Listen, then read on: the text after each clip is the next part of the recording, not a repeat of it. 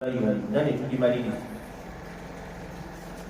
kyala bamufuna batya bamulaba batya boogera bigambo ki omulondo otya kullu hadha maidani intahaina bina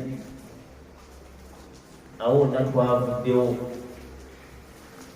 netujja ku akidun akidu gyeki omukyalo omaze okumusiima omusiimye ala wajihi alladhi yuridu يرضى ربنا على وجه الذي يرضى ربنا مونغري سميا الله شاء مفنا أو نفتعمل نفنولنا من هو الولي ولي المرأة وما يتعلق عن ولي المرأة نبقى تغنى بيونا مشالا ومن فاقين ومقبا أو توابدي maidani wetwabadde liqati sabia kusoma kwakwa kugamba nti inna alwaliya la yajuzu lahu an yujibira muraata ala zawji la yuhibuha gwenga gwetokaka mukyala kufumbirwa musajja gwatayagala fa in wakaa dhalik ekyo bwekibeerawo yajuzu fasikhul النكاح ومفهوم إذا رفعت امرأة قضية إلى ما يهمه الأمر senga omukyala atwala ensonga eri kwekikwatako banfumbiza omusajja nga simwagala nga simwetaaga sajja mukadde musajja wakadhalika yajuzu fasikhul annikah obufumo tubusazaamu bwetutwala omukyala bwatwala omusajja gwasiimye ngaobusiraamu naye bumusiima fadal au famanaa abuha nagaana nantakilu min addarajati alabadu oyo waliyi tumuvaako eddaala lyetulivaako lyabadde alimu ebyokugaba omwana ono netugenda kuligira ki kuliddaku kasita yeeganisa kitaata w'omwana neyeekolinya kali mu mufumbizi mujja kulaba nze muzaalukuse biki ebyo byonna eyamunzaalira la eno ibada si ya nnyoko si ya kitaawo ya allah jalla waala mwana alina okufumbirwa kuba gwe byoliko bya duniya ate omwana agenda ku yakhira tukwata omwana ono netumufumbiza eddaala eriddako tugamba nti bwabalanga mwana we yekyanze olwo tugenda kulyani bwabanga eddaala erisooka abadde mwana we yalina okumugaba n'agaana okugaba nnyina neyekyanga ku njigiriza ya Abu Hanifa awo tuvayo tugenda ku ddaala lyani tugenda ku bazzukulu be nabo be beekyanga abazzukulu batugenda kulyani tugenda kulya kitaawe omukyala aba alina omwana we yamugaba omwana oyo wabaaka tamugabye bazzukulu be bamugaba abazzukulu babaga tebaliiwo tugenda kulya taata si nsonga talinayo mwana oba alinayo omwana n'abazzukulu nga tebaliiwo taata yabaddako kati abo bonna bonna bebagaana okumugaba abo bonna ne bagaana okumugaba ne beekyanga batidde muzeeyi yagaana okugaba muwala we nabana abaddako bonna batidde olwa muzeeyi oli tuba tukola ki olwo tugenda ku erusi kusinzira nga baba baliwo hatta ne tugenda ku poliisi mu kooti awo bonna obusiraamu butta ne tufumbiza omukyalo ono omukyala gwasiime singa obusiraamu tebumuwandula mataata yamuwandudde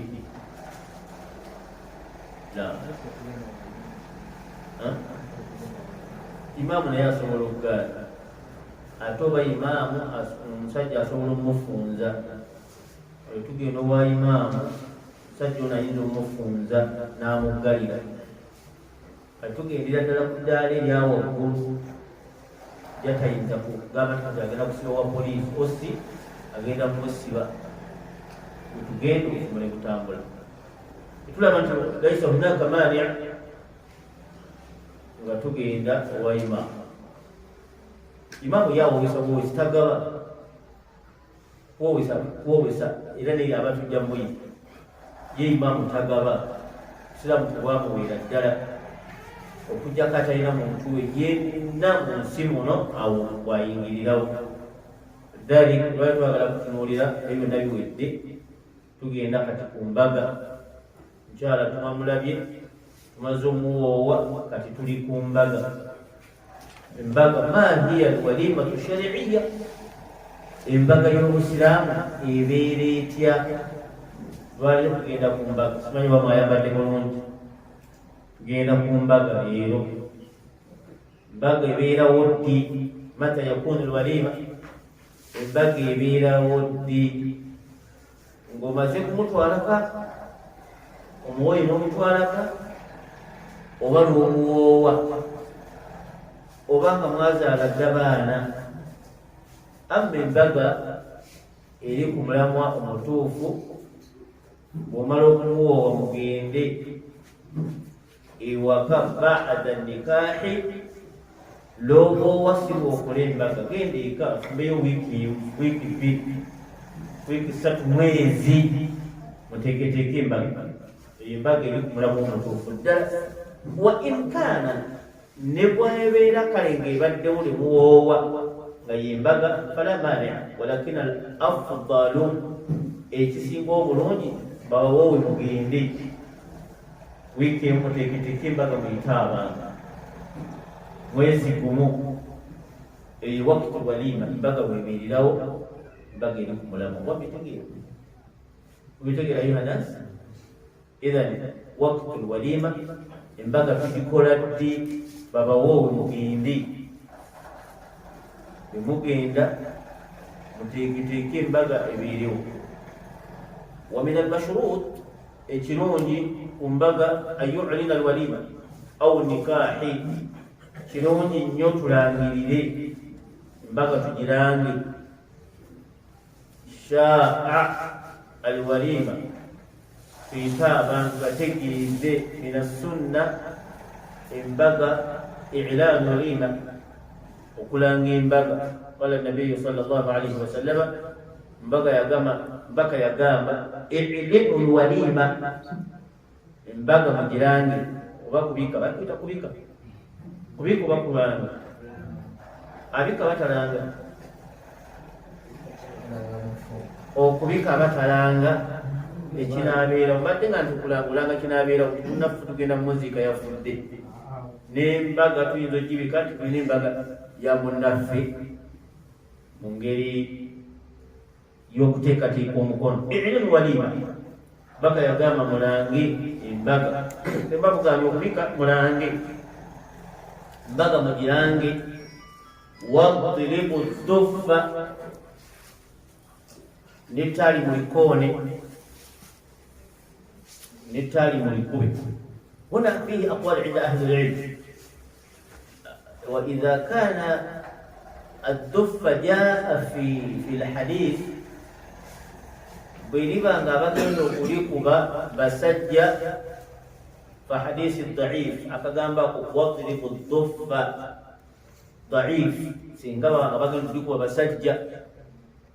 أما بيبا غابتن أوليكوبا نيبي نساء بشارة فحديث صحيح علم والوليمة واضرب الدف mulange embaga n'ettaali mulikube.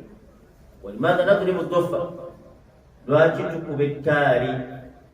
Tukuba ettaali lishaa'ati assuruura, olw'okusanyuka okuba kuliwo, wa bahajatin, n'essanyu, wa tarwiihin, n'emyoyo okusanyuka, abantu okukyamukamu.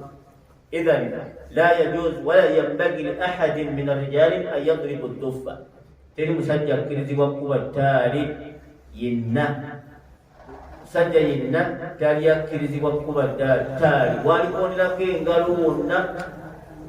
Amru manhiyyu anhu, nsonga yagaanibwa. Wama alladhi yadribu ad-duffa النساء هن يضربن الدفوف abakyala bye bakuba amataali era waginauhunna ginaun mubahun n'okuyimba kwabwe kwe bayimbirako bateeka okuyimba nashiida agaanin sahiha tebateekeddwa kuyimba nnyimba tusiiru gariza ezireeta ezisiikula omukwano teteekeddwa mukyala kuyimba luyimba lusiikula mukwano olulina ebitendo by'okwogera ku mukwano nga luyimba olumu walimu alusobola wa oluyimba olusiikula omukwano la wadde nga babakkiriza bakube amataali galina ebitendo ttaali litera kubeera limu bagenda kukuba ettaali liba limu n'olwalo balina olusiregindi kuliko malawaasi kuliko mudundu kuliko mutabula kuliko mukondeza kuliko mucegeja la agamataalira taali lirina kuba limu bwetuba tuyitiriza nnyo gabeera ameka abiri ng'ate abagakuba bakyala nga bali mu lutimbi ku mbaga ennyimba zebayimba tezisiikula temubaamu za mukwano galiiza zisiikula mukwano lishababi wa shababaati eri abakyala abawala abakyala abavubuka abakyala n'abalenzi ennyimba abagenda kuyimba la wala yambagi ate takkirizibwa ayarkusuna ladai rijaali mukyala okuvayo nazina mumaaso g'abasajja babeera mu lutimba eyo falamma tazawaja rajulu ala ahadi nabii sallallahu alaihi wasallam baka mulembe gwe bawasa najja ku mbaga baka bamuyita ku mbaga tugambe nti ililu lwalima baka mugirange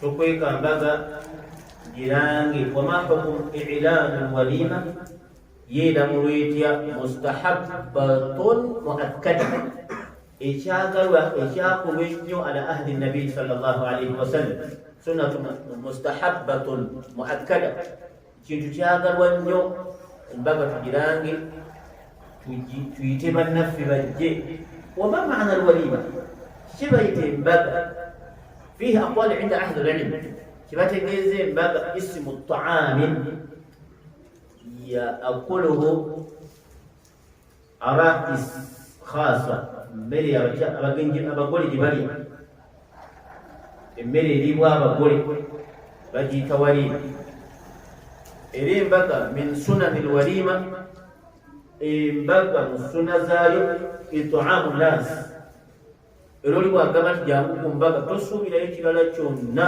okugjako okulya ekiyitibwa embaga kuba kulya teriyo kirala kyonna nga betugenda okulaba era oyita abantu nga tobawadde emmere sekobo ete bambaga oyo abeera mwanyina wakyo nga waki balumbe nalumbe ndoza bali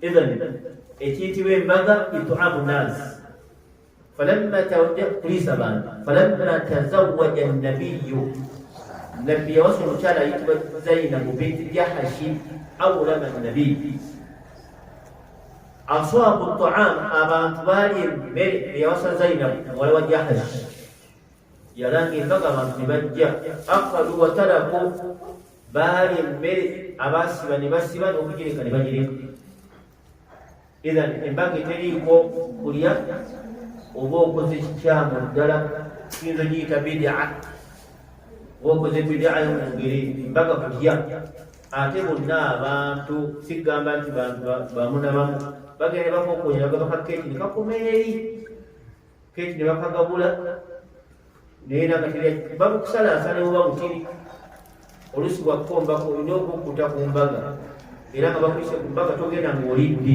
kubanga kitegeeza embaga kulya falamma tajawaza nabiyu sallallahu alaihi wasallama zainaba binti jahshi awlama nnasa yaliisa abantu hatta taraku emmere ne bagireka nogireka okusikuba kukuta oli naali emmere ne bagirekawo walidhalika falamma tazawaja hafiswa bwe yawasa omukyala ayitibwa hafiswa ate kuwulira baalya nnyo emmere bagiyita bahis yagabula bahis nekiyitibwa bahis kyeki mmere mukhtalta baina tamri qat ikiki amata g'obuwonga entende singa bazigattamu amata g'obuwonga sekuyinza okulya akabakuli bakujja mmere entabikiddwamu amata g'obuwonga entende ziwooma nnyo wano fe tumanyi zikola nze nalyanga nde nange saayiga zikola naye benzigwako nseseetula naye kuzikola naye nga si kizibu leeta mata ogafumba bulungi ne gajja n'olitentene n'ozigyamu ensigo n'oziteekamu sukaali ezitabanka nnyo oyinza okuteekamu sukaali neziyitawo naye obuwoomu bwa busofu nnyo abali entende atagimanyi entende nja kujjaka oba nja kukuba kamaapu wano olabe bezaakula nakyo tukisobola bana bawo bayite entende waliwo atubulira obuuzi falidhalik nabbi yaliisa ku mbaga zaali bbiri embaga zonna ez'abakyala be yaliisa naye zono zaayitirira eyani nani Zainabu muwala wani wa Jahashin ne Hafsa yaliisa emmere eyitibwa bahisi ogatta entende n'amata ag'obuwunga emmere eyo mpombo nnyo abantu baali Anas atunyumiza nti falamma tazawaja Abdurrahman bun Auf omugagga wa ummeenu yali ng'awasa qaala lahu nabiyu awlama gezaako okuliisa walau bishaatin neoba osaze kabuzi naye kasala abantu bagireki bakalye kiyitibwa embaga kuba kuliisa embaga eri ku nkola so si kuliisa bamu walidhalika qala nabiyu kama inda imamu al-Bukhari omubaka yatugamba nti sharru taami embaga ekyasinza okubaako emmere embi taamu lwalima emmere ebeera ku mbaga lwaki yudaa laha agniya bagenda ne bayita abagagga ne bagabula abagagga wataraku lfukara abaavu bakuba kawoowo waman taraka da'wata alwalima fakad asa allaha wa rasula omuntu agana okugenda ku mbaga aba ajemedde Allah n'omubaka we kale ate ofuuka ensonga y'obutajja ku mbaga lwaki anti oyita abagagga bw'oyita abagagga be balaba ku mmere abaavu bakoma ku lusu hadisi ya Bukhari nabbi agamba nti sharru taami alwalima emmere ekyasinza okunyiiza ddala mmere yaki yambaga lwaki yudaa laha al agniya bayita bagagga bannaabwe wataraku lfukara abaavu babatuuze eri abantu babatuuze eri kati n'amaliza naga nti waman da'wata alwalima ay waman taraka da'wata alwalima omuntu agenda okugenda ku mbaga nga bamuyise fakad asa allaha wa rasula aba ajemedde Allah ne nombaga lidhalik nastanbitu min hadha alhadith almubarak anna da'wat aw istijabat da'wat alwalima wajibatun ogenda ku mbaga tteeka saawalala wonna oyinza obutagenda naye embaga eba efuuse faradun oyina okugenda oyagala oba toyagala wadalilu ala dhalik obujulizi obutulaga nti walima embaga obutagendayo oba oli sikyabwatteeka qala nabiyu sallallahu alayhi wasallam kama inda imamu tirmidhi وهكذا إمام النسائي وابن ماجه قال النبي صلى الله عليه وسلم إذا دعي أحدكم إلى الوليمة omuntu yenna ayitibwa ku mbaga olina akuyita ku mbaga falyatiha amru lilwujubi oteekwa kugenda yagamba nti falyatiha olina okugenda wal amru yufidihi alwujub oteekwa kugenda lidhalika hadithi yokubiri egamba ma idha du'iya ila alwalima falyatiha genda ومن لم يستجيب الدعوة الوليمة فقد أسى الله ورسوله متوجه بوجمد الله نبغى يشجع لغان يا واتيكا إذن وجينا نبغى أمر واجب لابد أن تحضر الوليمة ولنبغينا نبغى إذا دعي إليها بوبانكو جنزيو تجري أيها الناس تلقوا الوليمة الشرعية إبقى يوم كل في الدين يتقوندي tutugambye nti amataali gabeerako naye abakubba baki bokka قال النبي صلى الله عليه وسلم بقى يا قام فصلوا بين الحرام والحلال ضرب الدفوف بالصوت ekyawula embaga entuufu neteri ntuufu kuba mataali negavaamu n'eddoboozi ne bayimba. Tugambe nti ennyimba zino ziteekwa kubeera nga tezaawukana ku mateeka gaaki. Abakyala bayimba ku mbaga salama nga waali abakyala bayimba ne bayimba bataata baaba baafiira mu ntalo ne bayimba. Bw'amala okuyingira omubaka sallallahu alaihi wasallama abantu abayimba bayiiya nnyo bayizaawo oluyimba ne balukoonamu akagamba nti wafiina rajulu au wafiina nabiyu ya'lamu ma fi gadin. Bannange embaga eno okumanya ya bbeeyi tulina nenabbi amanya ebinaabaweyikiira. Faqala nabiyu kul ma kunti takulina yimba biri byobadde oyimba nze binja simanya bimanyi huwa rabbul alamin. Leka kuleeta bintu ddayo ku nyimba yo gyobadde oyimba. Kuli ma kunti takulina ddayo oyimbe nga bwobadde oyimba bakubiryoga nabbi waffe amanye ebyenkya mwalira. N'amugaana Nabi sallallahu alayhi wasallama idhan oluyimba luteeka kubeera nga lutambulira ku mulamwa gwa ddiini, temuliimu kuyimba garaizi yeki okusinkula laavu. Waliwo gye bayimba n'owulya nga oli ayimba laavu yokka tebiriyo kubanga temuziraba muli batabuliigi nnyo. Idhan oluyimba olulimu byalaavula siramu bwatugaana n'ebibala ebifaanagana bwe bityo nga bwetuwulidde. Idhan embaga tulina okulya, tulina okunywa nga hadisi ya Bukhari bwetunyonyodde waggulu awo gye tulabye. Idhan embaga eyo kikkirizibwa omugole okuliisa abantu abayitiddwa, okukwata embaga emmere omugole n'agigabula abantu.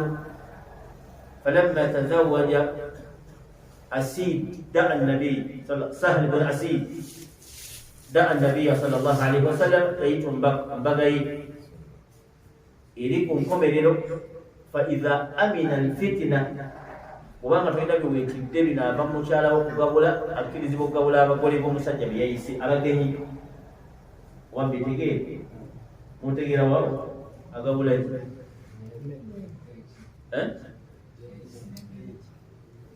keeki ne keeki kikyagabula. Keeki tagigabula. Keeki ne keeki kyekigabulwa mu mbaga. Keeki ate bafuna sente za keeki gyetukugamba nti haram wabanga keeki gyagabula ate bwagabula keeki kyonna kyekimu. Lidhali akkirizibwa okugisala n'agenda ng'agabula abagenyi bano baawe beyayise. Amurja lidhali fala mani dhalik biriwo ebigaanibwa.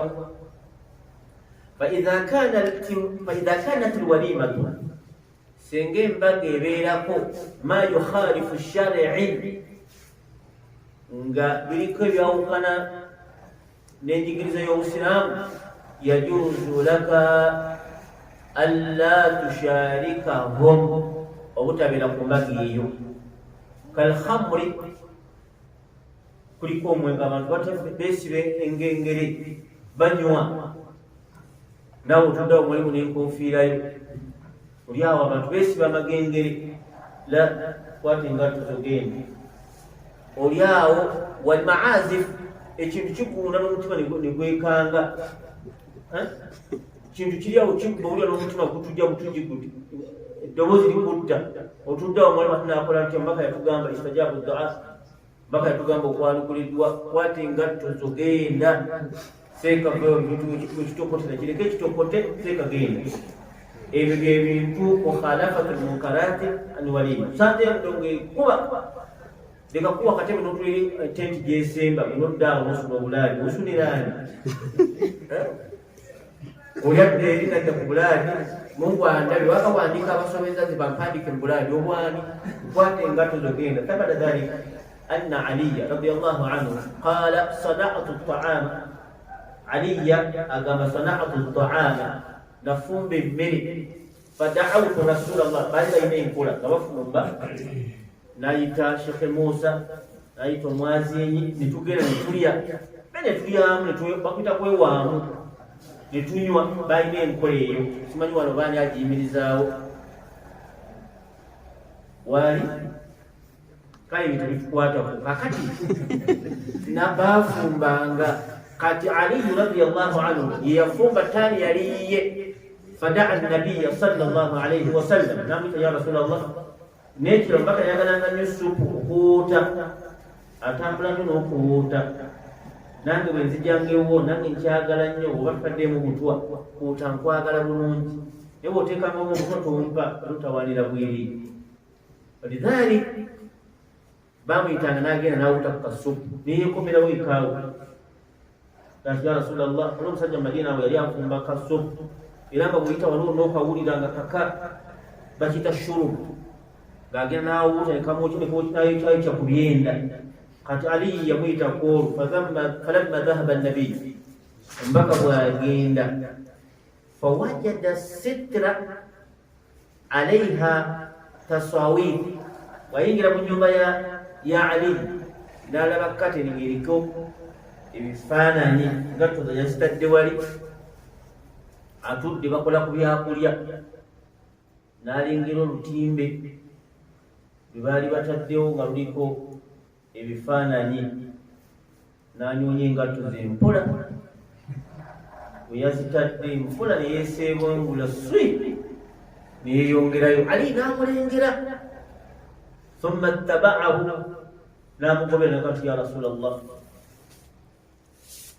ya rasulallah ma arja'aka kitegeeza ki kiki ekikuzisa lwaki ogenda lwaki ma arja'aka ya rasulallah bi abi anta wa ummi kiki ekikuzayo ya rasulallah namugaa nti ma hadihi tasawir ebifaananyi ebyo bibadde bitye awo fa ina almalaikata la tadkhulu baita fihi sanamu wala kalbun malayika tezigenda mu nyumba omuli ekifaananyi nze ntulaawo malayika kale bantwala biki nsoma biki kambalekere n'atambula n'agenda sallallahu alaihi wasallama naye ngaekimugyewo alabye ekyawukana ki oba temuntegeere bw'ogenda ku mbaga nakudda abatunde bampise kiramu bwatugamba okwanukula kirungi n'otulaawo kati n'olinoba mugezi nnyo n'ojjayo akalaadi wanodda ku ngalo n'osoma eri mabega wa tenti oli eyo kintu kikukuba nawe omutima oli agwagala kuwukamu la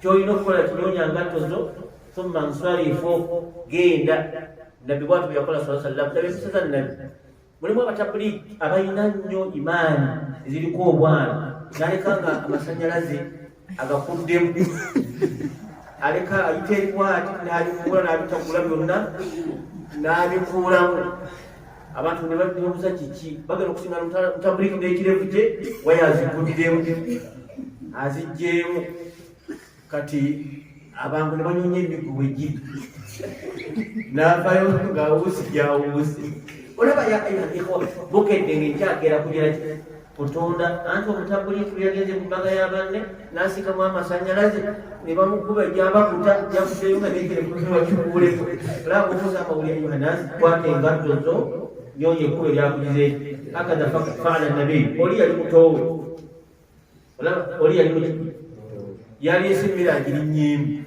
sallallahu alaihi wasallam yaleese obubakuli bonna abusangi kati Ali ate nga yagulira wuwe naye laba adabu yanyonya ngatto ze ye n'agira ki naye osinga n'omutabuliki nga gundi wali sokiti we bazitadde aziggyemu oba zeeri atandika okubakuba amayinja ng'amagirimu bulusuku kiki bannange omutabulika mwakoze ebitali bituufu assa abantu amayinja ayuha ikhwa osigale nga tulina enti nyonya engatto zo eva ku mukolo gw'abanogira genda gwe kasita olabanga ekifunyizeki ekyawunganyira amateeka genda wala yaziru wazirata wizra ukhra falidhalika almukhalafa ogwokubiri alla yankusuna nnisaau baina rijalin tokkirizibwa abakyala kuvaayo kuzina kiri haramu ddala omukyala n'avaayo n'anyenya kugaliba ki ettaka la yajuzu dhalik n'omulaba nga anyiga ne bakuba enduulu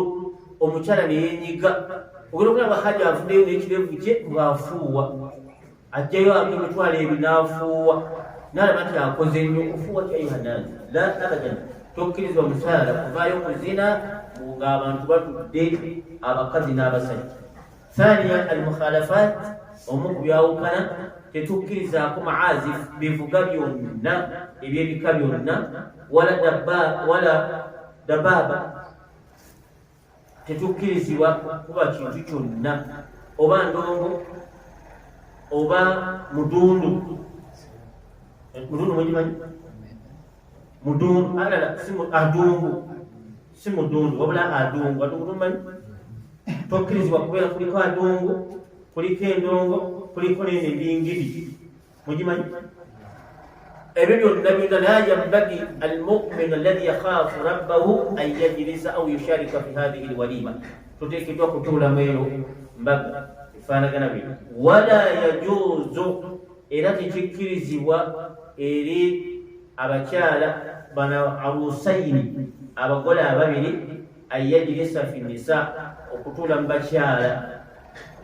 bagole bakyala nebatuula mwabula mukyala abeera eri mu lutimbe ne banne ffenaffe ne tubeera eri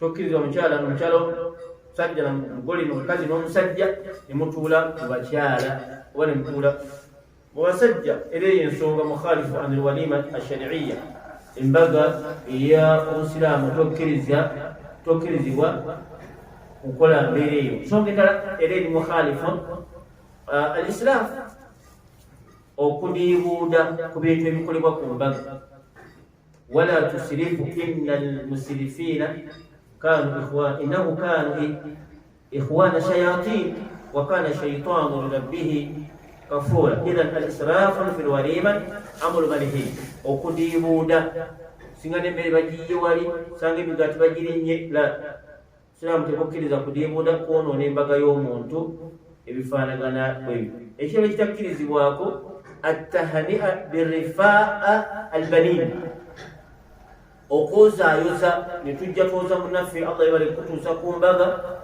naye nga tumugamba nti yeefuba nnyo mutugiremu abalenzi abaana abalenzi oba abaana abawala betwagala la yajuzu dhalika kigamba omuntu oli yeefuba nnyo olabe nga tuzaalira abaana abalenzi oba abaana abawala wakana nabiyu sa sallama yakulu mbaka yali agamba nti allahumma bariki lahum wa barik alayhim ekyo bwoyogera kyokka ne tovaayo ng'ogamba nti ye mugole tuleese muto bw'atazaali nga tumuzaayo la ezo ennyimba la okuzaala si kwaffe ate si kwa mu nnyimba wabula tugamba tutya baraka llahu lahum wa baraka llahu alaykum ekyo mbaka kyeyakolanga beyali nga avuddeyo okwozaayoza abantu abatuuse kukula ly'embaga mu ngeri efaanagana bwetu. Idhan embaga ensiraamu etambulanga busiraamu so si kuyiiya ne tukola bye twagala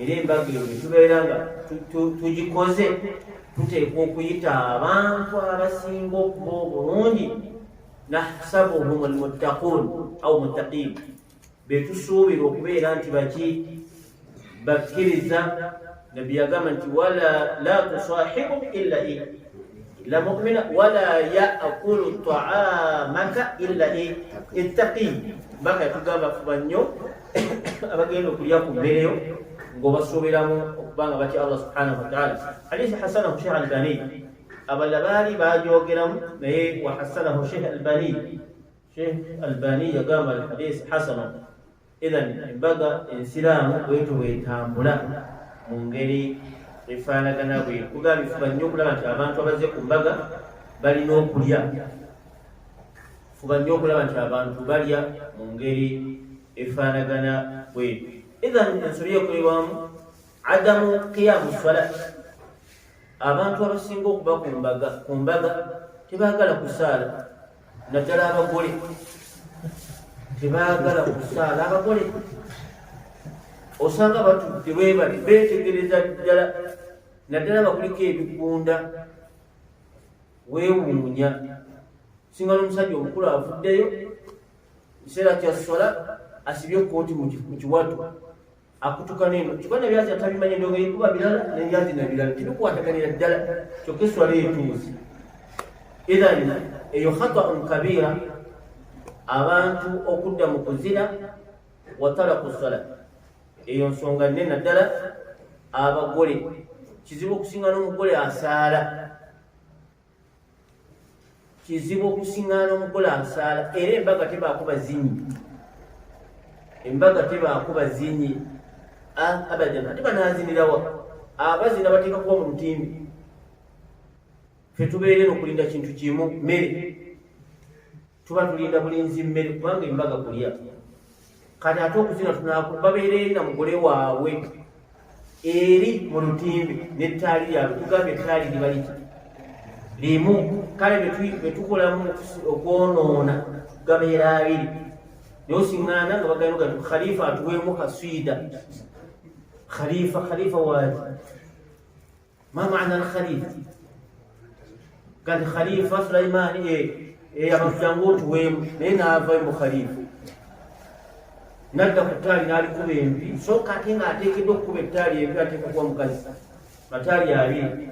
N'akoona kuwa malawaasi, n'akoona kuwa mudondo, n'akoona mukooneza, mutabula, mucapu nga muli redi nti sallallahu bakabati inna allaha wa malaikatahu yusalluna ala nabi ya ayuha alladhina amanu sallu alayhi wa sallimu taslima.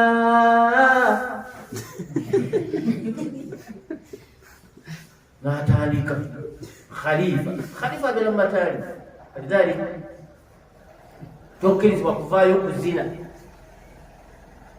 fi ayba maazi ebivuga byonna illa duffa. Tugambye birijja hadisi yajja negamba i'linu lwalima wadribu edduffa. Senga tugamba nti wadribu dduffa ng'agenda okulikuba musajja hadisi dhaifu ekigamba wadribu dduffa. Amma biriba nga ligenda kukuba mukyala fala mani dhalik. Tugambye bagakuba batya, bayimba batya, bayimbirawa. Hakadha ma thabata ani nabi sallallahu alayhi wasallam. Amataali tegalina khalifa, amataali tegalina khalifa.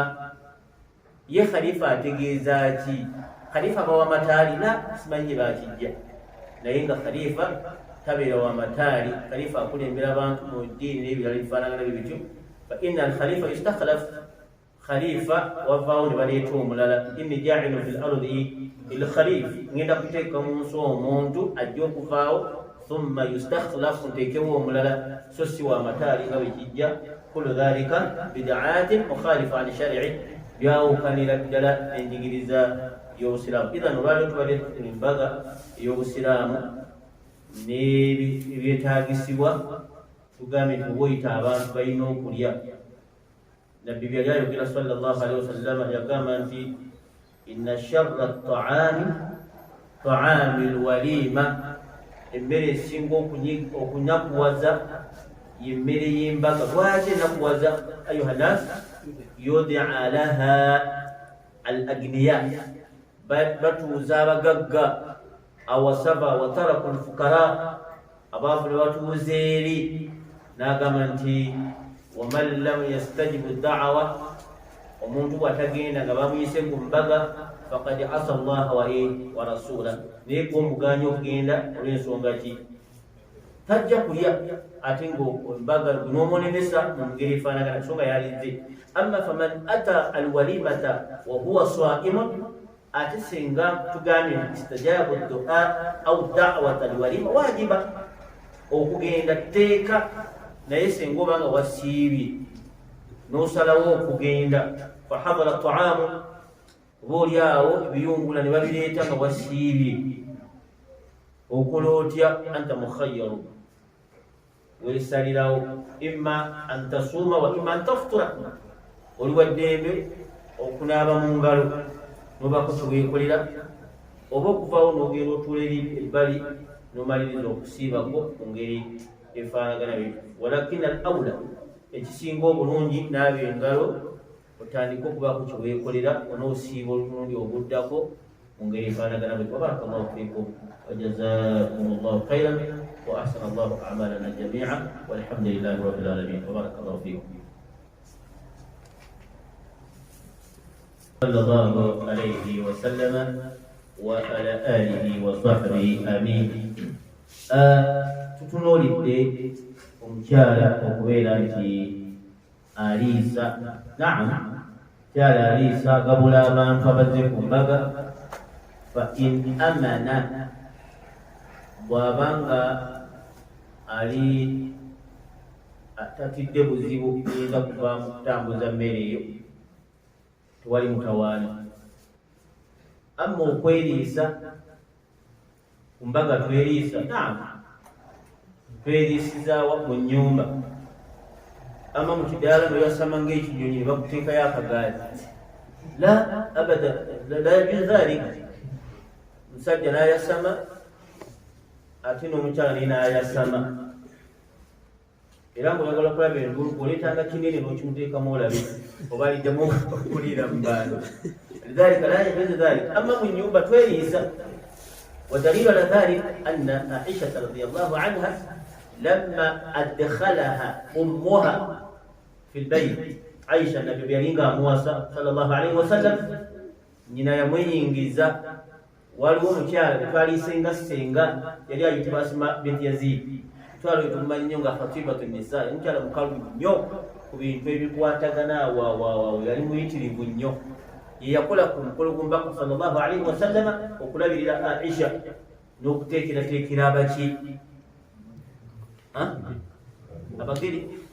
abagole n'okutegekera abagole. Yakola ku Aisha radiyallahu anha. Falamma adkhalaha ummuha, nyina bwamuyingiza mu nnyumba n'abakyala abamu, ajlasaha, yamutuuza ala jambi nabi sallallahu alaihi wasallam, yamutuuza mu nnyumba okuliraana saidi ya nabbi Muhammad sallallahu alaihi wasallam. Agamba nti fa atat, najja koobu wa fihi laban, n'aleeta ekikopo ekyamata. فتناولها النبي أو فتناوله النبي، ناقواس أسماء بنت يزيد ناو محمد صلى الله عليه وسلم. فشرب أولا، نا منيس نانو، وطلبته نام سبا منيس. فاستحيت أن يتناولها. عائشة ناقال شيراغانا فأنهلها، نام كامبري نام غا خذي عن النبي صلى الله عليه وسلم وشربي kwata lyeshi kupa twekoliza kikujekonyo.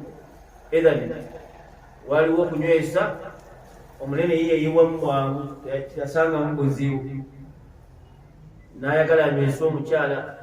Istahayat, ensonyi ne zimukwata. Wajalasat wa nadhalat tahta, nakola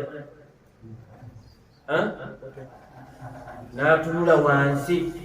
فأنهلتها n'amukangukira kuba yali akwali ani yakanguka. Asma binti Yazid yali akozeko, n'amugamba khudhi ani nabi washrabi, teeka oba kunywesi. Yali atunudde wansi n'amunywesa. Fasharabat, nanywa. Idhan kullu dhalika yakunu fi dakhili bayt. Ebyo tetubikolera bweru, bibeera muki? Mu nnyumba. Bitegereze. Idhan ezimu ku nsonga waliwo ebibuuzo, waliwo nga bimeka. Idhan ebyetaagisa nga tugenze kati tumaze awo tuvuddewo mu ddiiro. Kyekibadde mu ddiiro, bagole bibalya si bantu bonna, ebyamu byakomye eri ebweru. Ate okudda mu maliiso olingize nga webamuliise tukwataku. Era singa aba alina ekyuma bulungi n'akutundulamu eriiso eyo, aba waddembe. Odda mu maliiso olingizaaki, ebyamu bikuma bweru. Kati sawa yakuyingira mu kisenge. Adabu dukhuli alhujra, biki ebiteekeddwamu nga wasiza omukyala? Omusajja oyingidde mu kisenge, omukyala ayingidde mu kisingo mugenda muwabuka ng'agenda mu kaboli obeera mufu abeera ku bantu bangi mu lujja emusalya ne mutwala ku kaboli bonna ne babaleka eno basigalayo bana nabo kati nakino bwe kiri mugenda muwuka mpola kati bavudde mu lwokaano bali mu ddiiro bavudde mu kisenge kati basigadde babiri biki ebyetaagisa omusajja akole nga yakatuuka mu kisenge ebintu by'okutunuulira wala bakkiriza nyini ensi n'eggulu subhanahu wataala adaabu z'omu kisenge ng'oyanyumiza omugole osaana kukola biki oba ojja musaati nakuwominga biki byokolera mu kisenge omwanyiriza otya kujja mu saati kulaga nga bwoli masitula okola otya ebyo natujja bitunuulira omusajja ayanyiriza ate omukyala abalese bayingire mu kisenge gwe ngaomusajja munno omwaniriza otyokanga mukanga otisa mutiisa biki byokola omukyala obutakutya mu ngeri efaanagana by'okutunuulira omulundi ogujja wanabakkiriza nyina ensi n'eggulu wabarakallahu fiikum mu ngeri efaanagana bwe wabarakallahu fiikum wabawo ekibuuzo falyatafaddal naam alaykum salaam warahmatullah.